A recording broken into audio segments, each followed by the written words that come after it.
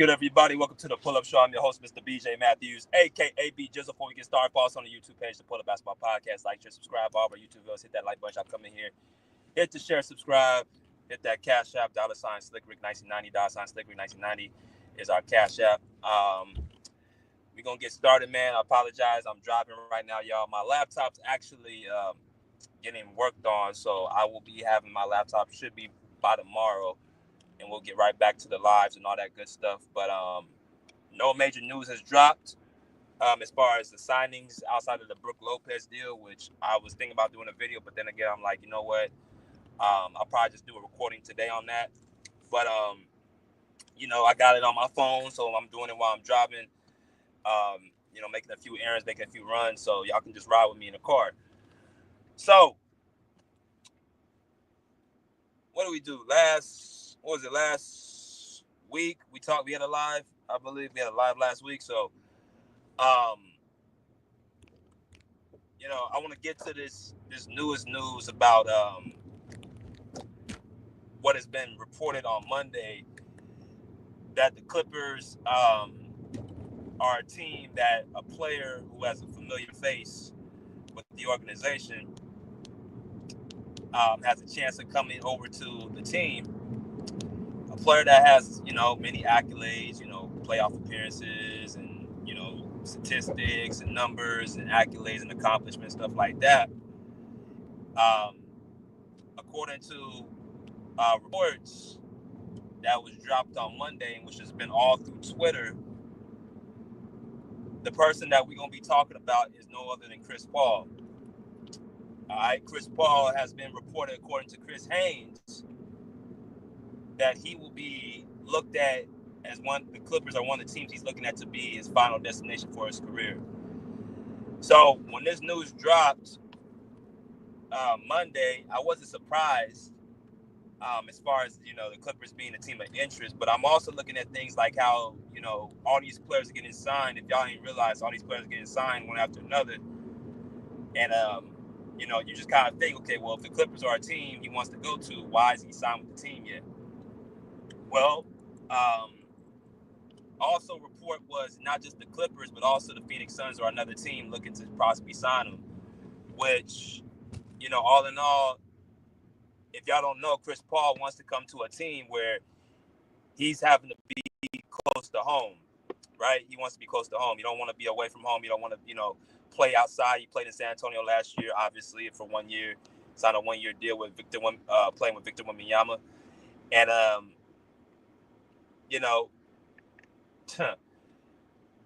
I'm looking at this like, okay, well,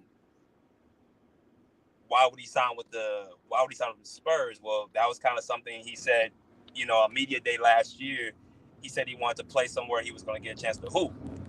And the Spurs were one of those teams. But now he was on the Pat McAfee show this past, off season. He's in the off season right now.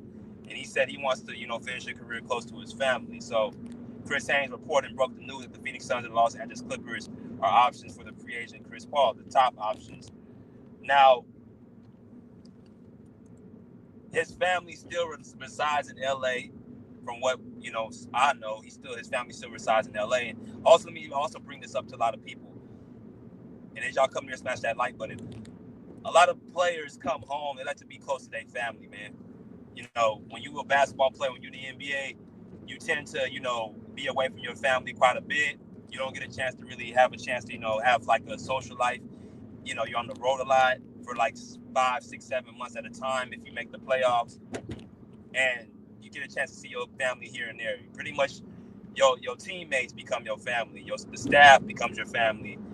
On the plane, like you're on the road so much, you're with your team so much with practices and meetings and film, like they're your family. You're around them more than you are your immediate family. So it's not for everybody. I'm just gonna say it like that. It's not for everybody. So Chris Paul said to himself, okay, him being at the tail end of his career, he wants to, enjoy his last spot with his family next to, having his son play, watch him play, and his daughter and his wife and all that. So news reports is that Chris Paul is looking to come back to either the Clippers or the Suns. Now, Chris Haynes is a close friend of Chris Paul. So I definitely believe the report. But when I heard the report and I just kind of listened to the audio and the video again, he didn't say the Clippers and the Clippers and the Suns were the only teams. He said they were two teams that were a part of his destination. According to this, it says NBA sources informed the report the Republic. They were hearing Paul, an unrestricted free agent, has interest in playing for either NBA team in Los Angeles, in the Lakers or Clippers or the Suns. Paul's family resides in Los Angeles. The veteran point guard played 6 seasons with the Clippers, 2011-2017. Again, as y'all come there, smash that like button. This is something that I read an article about. If y'all don't know, I'm writing for a column called the Sporting Tribune. Go and check out my what I've been doing throughout the off season. I've been writing a lot of articles. So if you guys don't know, I'm a writer as well. I'm not just a podcast. I'm not just doing this. So a lot of times people ask, "Well, BJ, where you at?" Well, I don't just do podcasts. I also write. So y'all want to check out some of my stories and my columns and stuff like that, go ahead and follow me on the Sporting Tribune, and y'all can find it there. But back to the point. CP ain't signed with nobody as of late yet. He ain't signed with the Suns. He ain't signed with the Clippers or the Lakers. But you see all these other players signing. Shams, reporting all these different players, and they're signing with their new teams, and players are getting released and stuff like that. That's not the case with Chris Paul. It seems like to me there's something being held up why he hasn't signed with the Clippers yet or a team yet. And it could be for a number of reasons. It could be because, the Suns, let's start with the Phoenix Suns. He has a close relationship with Devin Booker. Devin Booker might be in his ear talking. I think he is. He's in his ear saying, "Hey, bro, come back to Phoenix." People don't understand. Like, I'm gonna bring this up right here. People don't understand, like, Chris Paul, his effect in Phoenix, bro. Chris Paul's effect in Phoenix. There's a reason why he ain't been able to. The Suns ain't been able to reach their promised land since he left. Right? They played 3 seasons together. Finals appearance, first seed, right? And they was able to make it out the first round. So there ain't been a year that Chris Paul was in Phoenix that they didn't make out the first round. You switch on to Kevin Durant, 2 years in a row. 1 year they didn't make the first. They got swept in the first round. The second year, they they don't even make the playoffs and end up playing. So that's telling to show it's more about talent when it comes to winning. You had Devin Booker, Kevin Durant, and Bradley Beal, and you couldn't get out the first round. But with Chris Paul, older Chris Paul, 36 to about 38, he gets their team to the finals, and he gets their team out the first round. You know what I'm saying? Every single year they're a top seed every single year in the regular season. So Chris Paul's effect in Phoenix was huge. I've told y'all before with Devin Booker before. Devin Booker didn't have no noise on him until Chris Paul came. And that's a fact. For 5 straight years, the Suns were having losing seasons with Devin Booker playing at an apex level, scoring all them points and scoring 70 points and, having, high score numbers. It wasn't until the moment Chris Paul came to Phoenix, they became an actual threat. And then when he leaves, they actually become a shell of themselves. They decline. So Devin Booker understands how important Chris Paul is, even at age 40 years old. As y'all come there, smash that like button. But that's why I think Devin Booker is trying to recruit Chris Paul to come to Phoenix. Okay, you got the Lakers. The Lakers, obviously, that's LeBron. That's his best friend. So, you already know that they've been having conversations. You know what I'm saying? But I don't think Rich Paul is Chris Paul's agent. I don't think that's his agent. But they all won. Chris Paul, I think, is LeBron's godfather. LeBron's son's godfather. You know what I'm saying? They have a close relationship as it is. So that just is going to be a conversation based off of relationship. So they've been wanting to play for each other for, a while. Especially I think LeBron been wanting to play with Chris Paul for a while. Ever since, I believe, Cleveland when they traded away. When I think Kyrie Irving left Cleveland for one of those reasons, because there was reports that LeBron wanted to get Chris Paul over Kyrie Irving. So he's been wanting Chris Paul for a long time. So who's to say that they will not be having one more last hurrah together, two 40-year-olds, and selling in the sunset back in Los Angeles, playing in front of their kids and their families? What the better way to send themselves out? See, if Chris Paul goes to the Lakers, that just shows me that he don't want to really win, which is why I don't really believe, he's going to go to the Lakers. And plus, Luka Doncic is there, so it wouldn't even fit. That would just be too many. I mean, you got 3 playmakers on the team. That wouldn't even fit. Somebody would have to play off the ball. Somebody would have to play on the perimeter. You can't have 3 guys on the court unless you bring Chris Paul off the bench. That might work, but, when he was with San Antonio, he played 82 games last year, right? He played 82 games last year. Now, Chris Paul averaged 8.8 points, 3.6 rebounds, 7.4 assists off of 42% shooting. So, people don't understand. Chris Paul, he played all 82 games last year. And not to also mention, he played 28 minutes a game. So, people say Chris Paul's old. Well, here's the thing. Here's the trick. You can't rate Chris Paul like you rate everybody else in the NBA. Chris Paul, 40 years old, is different from, I don't know who's around that age. It's different from Al Horford at 37 years old. Chris Paul at 40 years old is different from, I don't know who else is old in the league that's like a role player.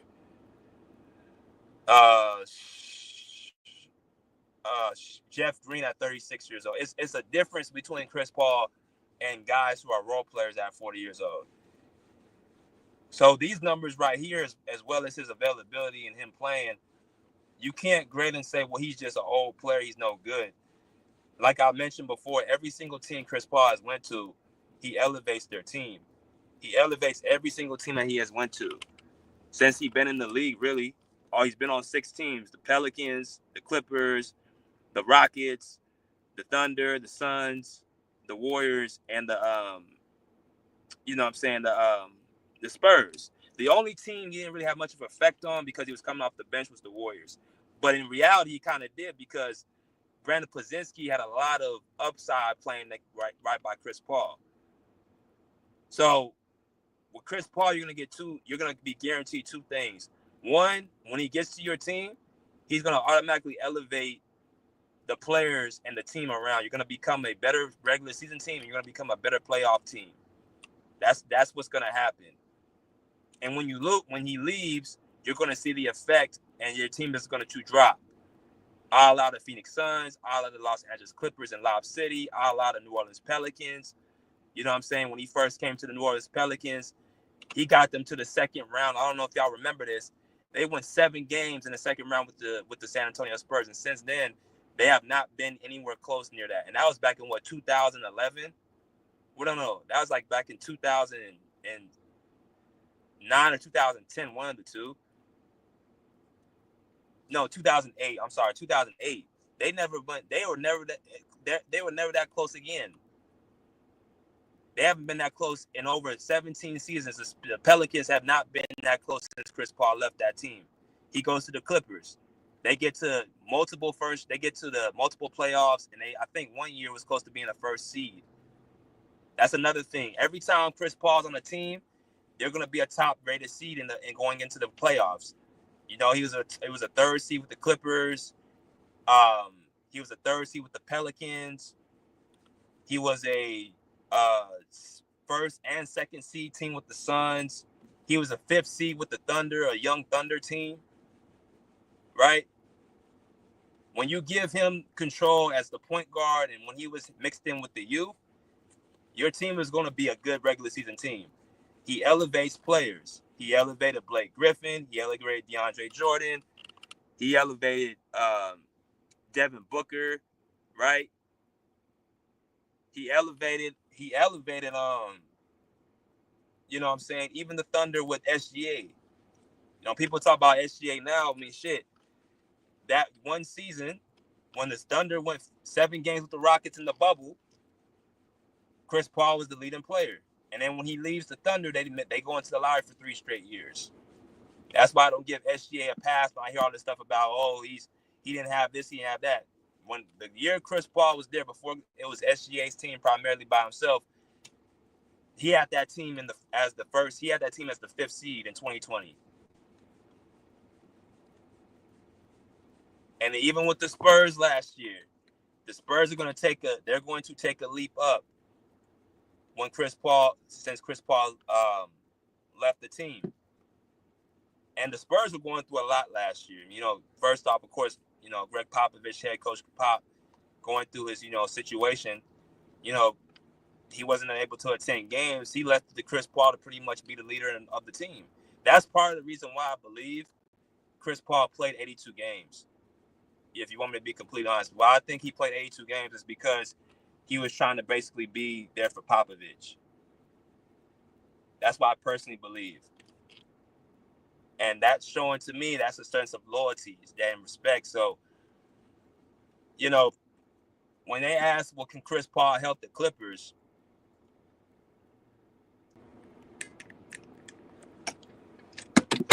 So the question becomes,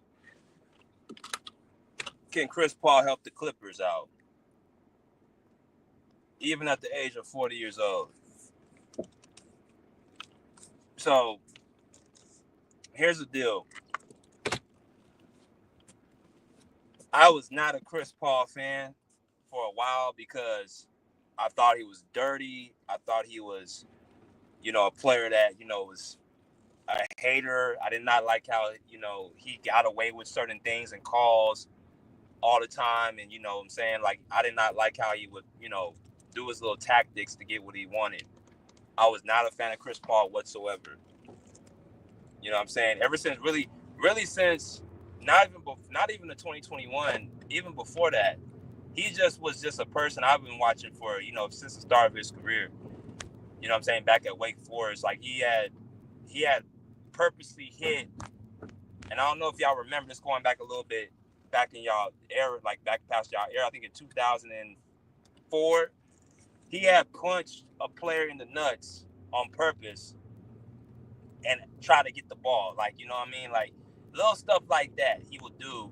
Little tricks and little things he would do. Little sneaky stuff he would do to get what he wanted. You know what I'm saying? So that's why I say Chris Paul to me was just a dirty player of all time. But as far as his game, as far as his skill set, as far as his IQ, as far as everything, I mean, he's top notch.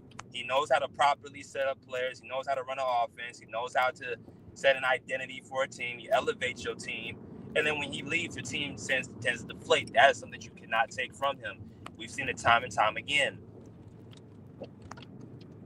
So, yes, he can still help a team. And it don't even got to be him playing like he was when he first came to the Clippers in Lob City, playing like, you know, superstar minutes and all-star minutes. He can just help a player basically, you know, starting, like how to actually, you know, run an offense correctly. He can actually be a coach, extension of the coach on the court. He can actually sense a sense of toughness on your team. Now, let me tell you how he can help the Clippers.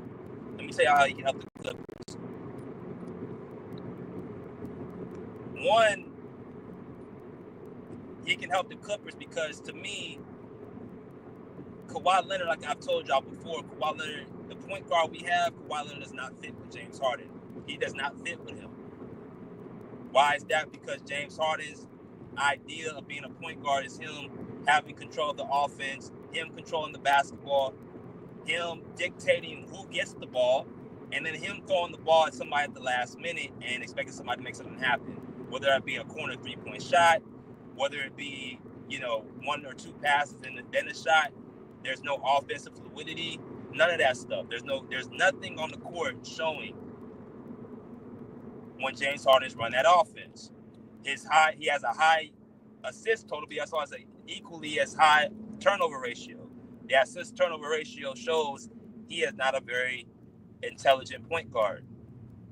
When you look at Chris Paul and you see his statistics at 8.8 and 7.4, I'm pretty sure his turnover ratio is no higher than 2.5.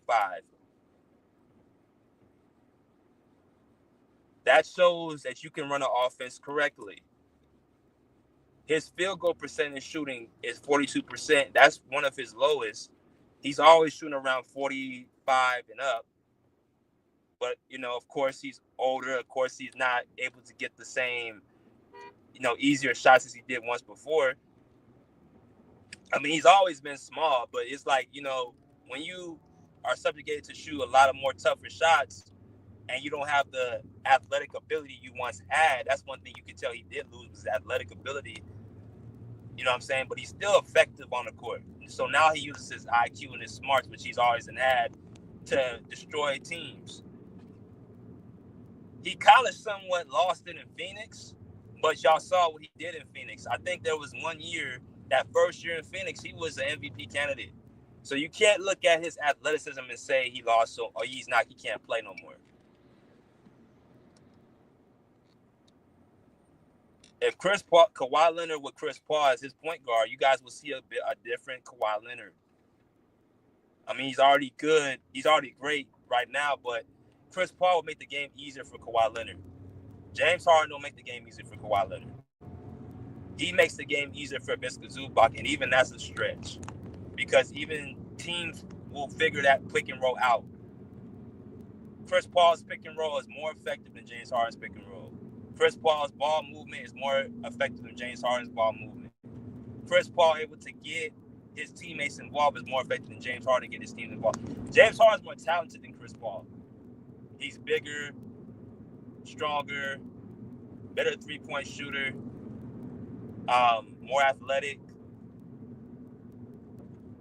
You know what I'm saying? He has more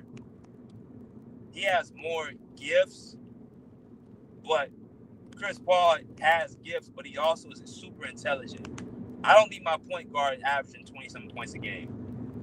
I would take a point guard giving me 30 minutes, averaging somewhere between 10 and 11 points and like 8 assists with like 2 turnovers. And I'll let Kawhi and I'll let another player like Norman Powell cook. That's another player. Norman Powell with Chris Paul would be deadly, because now there will be no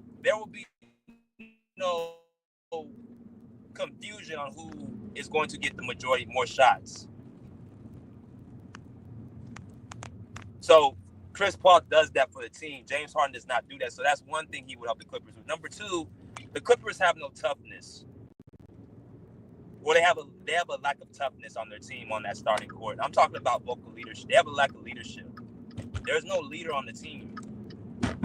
Kawhi is the leader, but he doesn't speak vocally enough where it's to a point where you don't allow players to kind of get off their game.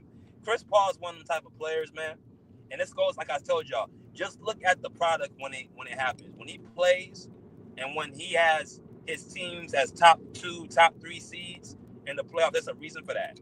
It's a reason why coaches like, Greg Popovich can trust him to lead the team while he's out for the entirety of the season. It's a reason why Monty Williams has so much respect for Chris Paul. It's a reason why, the coach in Oklahoma City has so much respect for Chris Paul. I can't remember. I don't know if it was Billy Donovan, but basically he's an extension of the coach while he's on different teams. He's an extension of the coach.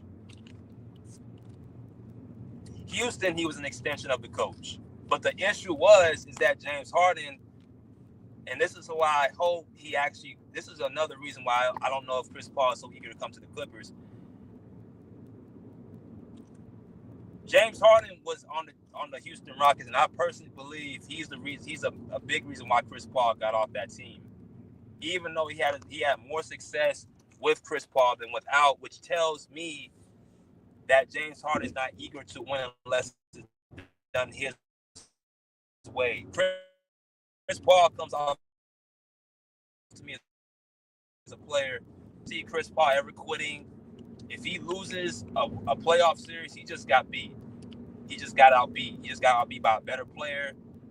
who can probably do more on the court, yada yada yada. But as far as him like giving up, um, and him, basically like throwing in the towel, you don't see that from Chris Paul. James Harden literally gives up in playoff series over and over and over. You just seen it this past year. Ultra talented, but he just disappears. The Clippers need somebody who's going to hold people accountable. They need somebody that understands what it means to compete night in and night out. Kawhi Leonard competes, but I think Chris Paul and Kawhi would be a great duo together. Not to say Chris Paul would be scoring more points than, as a second lead scorer. I'm saying he's the point guard that Kawhi Leonard needs. So yeah, that kind of tells me like that would be a perfect piece for Kawhi. Another thing too, the Clippers need somebody that's going to be an extension of the coach on the court. And the Clippers also need somebody that can actually save our brilliant head coach from himself. And I'm talking about Tyron Lue. Right? Tyron Lue needs a Chris Paul he needs somebody smarter than him. Because when you have Tyron Lue as the smartest person in the room, you're in trouble. You got a point guard in James Harden who's not very high IQ player. And for a long time, James Harden, people have said he has a high IQ. I don't see how.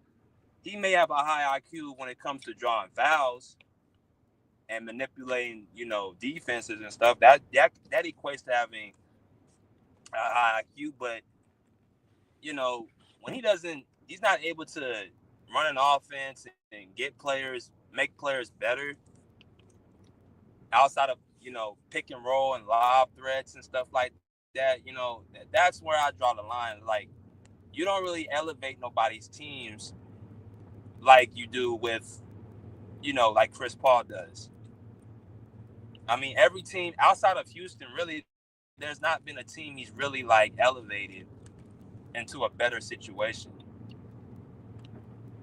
Like even Philadelphia with Embiid, like they were a first seed without Embiid. They were a first seed with Ben Simmons there. They were a first seed when Ben Simmons was playing with Embiid. You know what I'm saying? Like they were a first seed under Doc Rivers as the coach, which I keep mentioning about Doc Rivers, and I had to stop myself because I used to give Doc Rivers a lot of flack, but Doc Rivers, and he's another coach who was very fond of Chris Paul. Like every coach, you look at every coach outside of really, what's his name? The one Mike D'Antoni who allowed James Harden to run that high offensive system, 3-point system. Every other coach has really listened to Chris Paul, if you want to be real about it. Every other coach was really, really, responsive to Chris Paul's leadership skills. They trusted his ability to lead. So that goes a long way when you have coaches who are probably 15, 20 years your senior, 10, 15 years your senior,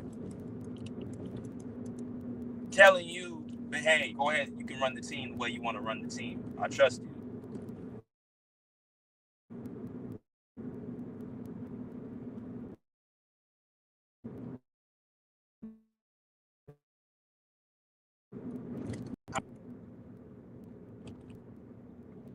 Now, those are some of the ways that the Clippers that Chris Paul that can help the Clippers. I still think he can be very effective. Now, James Harden signed a $2,081 million 2-year $81 million deal recently, right? So when you look at that, you say to yourself, okay, how much money do the Clippers have left? They have a $14 million mid-level exception. So they got $14 million left to spend unless they continuously move off of players. They just signed Brook Lopez to a deal. They got off of Drew Eubanks. They still got to deal with Amir Coffey. He's a free agent right now. We're going to see what happens to him. You know what I'm saying? So it's a lot of different contracts. Norman Powell got one more year left on his deal. I got to talk about Norman Powell because I believe Norman Powell is going to end up leaving on his own. This upcoming year is going to be a big year for Norman Powell. Last year was a big year, but this is the year he has to avenge himself. If he doesn't come out and play at a certain level, I think the Clippers are going to either trade him or Norman's going to be out the door. Because pretty much what's happening here with Norman Powell is that they're having to decide between him and James Harden. And from what I just seen, James Harden getting a re-up on his contract and Norman Powell not getting a re-up on his, that's telling me that they're still evaluating Norman Powell. They said he's still worth that money because he's going to be looking for max dollars. He's going to be looking for max money because this is his last big contract. He's 31 or going on 32 years old. He's 32 years old. He's going to be looking for max money. So the Clippers don't have max money to pay him though. Because you got Kawhi making $50 million a year, you got James Harden making $41 million a year. So the Clippers paid James. So I don't think they're gonna pay Norm a big salary. I think Norman Powell's gonna be looking for somewhere up between 30 to 35 million a year. Hell, maybe even more. But if the Clippers can't give him that, he out. So be careful, but watch over him. But that's what I gotta say about that. Chris Paul, how he helps the Clippers, I think it's a good move if they choose to get him. If they don't get him,